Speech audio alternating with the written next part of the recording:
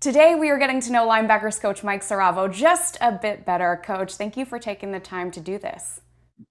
No problem. Thanks for having me. Well, I really, really appreciate it. So before you were coaching linebackers, you were a linebacker. You were a walk-on at Boston College.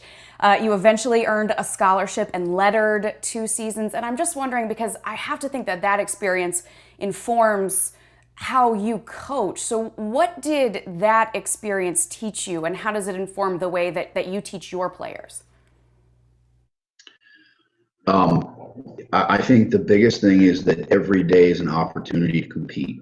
Um, if there are guys on the team in college, let's say, this doesn't happen in the NFL, I hope, but if there's guys in the team in college that are just showing up and getting by that day, and they're on scholarship, and I can show up and just take advantage of the opportunity to outwork them, outcompete them, I'm just going to keep plucking away and find a way to just not climb the ladder, but just find a way to get on the field if someone's not going to be reliable that day, and just keep stacking those days together.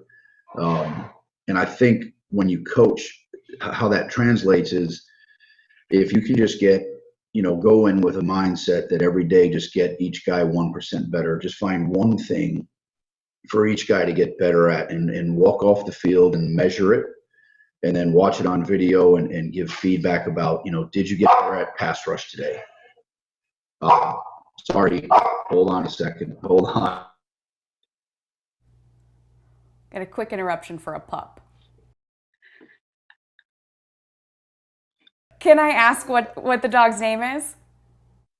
You don't want to know. There's his name is we call him Wizzy, but his full name is Captain Billy Whizzbang. He's a little Wait, is French that from, I'm bulldog. sorry, is that from Peaky Blinders? No, no. Well, it might be. There's a burger place in Waco, Texas, and my kids couldn't decide on a name, so I just kept naming them after the cheeseburger place, and it stuck. So we call him Whiz Bang. But he comes over here when I'm in meetings, and he's like, "Why aren't you taking me for a walk? Why aren't I usually get 6 COVID walks a day from you? What are you doing right now?" So yeah, as I was saying, I think instead of just going out and having a list of 100 things to do in practice or in meetings, if we can get each guy 1% better across the team, across the board, in my room, then that's a good day. And I think I learned that in college, that just go out and take today's opportunity, control what you can control. Don't worry about the depth chart. Don't worry about playing time. Just keep plugging away. So. And I do want to keep on the college theme for a second, because it caught my eye that while you were earning that scholarship and playing at Boston College, you were also a history major. And I know you went on to get your master's, but are you a history buff still? Did that interest you, or was it just, okay, this is my major, or do you still, you know, I was Yeah, I started a political science major, and that's actually how I met my wife in the constitutional law class. And I almost failed the class just to stay in it to hang out with her. Um, but then I took a crossover class about Russian history and political landscape, and I should be a better reader. I'm not well read, but I loved the books about the czars and the kings and queens. For whatever reason, I could pick them up and not put them down. So I said, you know what, I should probably major in something I can actually enjoy reading. So I switched over to history, and um, I took some great classes up there at BC about Dracula and all these crazy leaders around the world. Not that I ever institute any of those policies, trust me, but um, it was great to read. And I think our best teacher is history, and the more things change, the more they stay the same. So it's just great to learn from the past, from the leadership, good and bad, from. absolutely. And look, I've read a Tsar Nicholas biography in my day too, so I'm with you on the Russian history.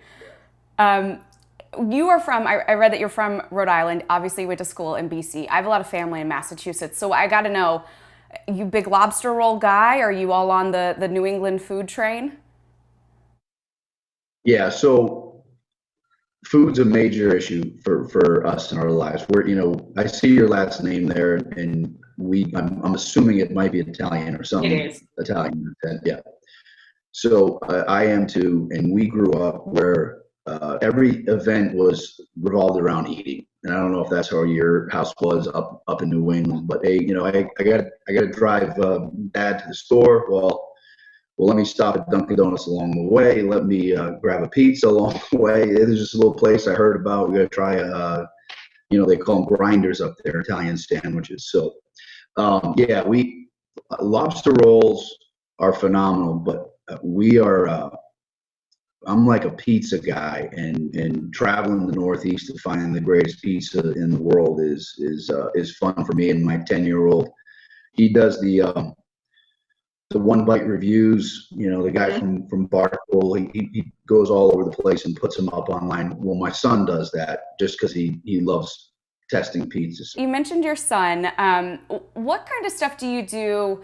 I think you said something right before we started about Zoolander, so I have to ask, what kind of stuff do you do with the family to unwind? I know so much is consumed with football, but how do you and the family kind of relax when you're not focused on football? All right. Well, I got two boys and a girl. The girl Evelyn she's riding horses now, so I don't ride horses. I don't do that. But the boys, I've gotten them the itch for golf, and so that we can go out and spend hours out there, and really I get to play and seem like a great dad. But they've got the itch now. My oldest likes to play. The youngest likes to go.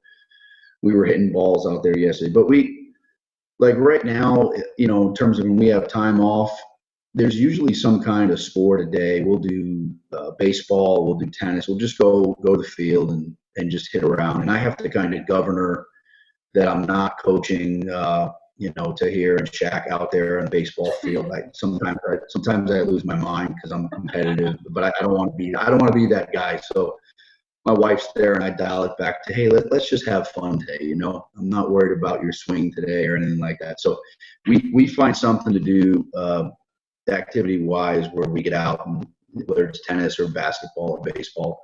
Fishing, they've started to really embrace, which is huge for me. We're freshwater fish people. And then obviously the food thing too, just ice cream places and pizza places, just trying to find the best out there.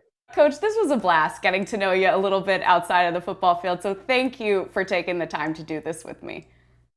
No problem. I appreciate it. It's good to meet someone who has family up there. You headed up there at all? You're traveling or? Not right now with everything going on, but hopefully, fingers crossed that we can do it safely soon. I'm sure you feel the same. Well, great to talk to you. I appreciate the time. Yeah, Coach, thank you.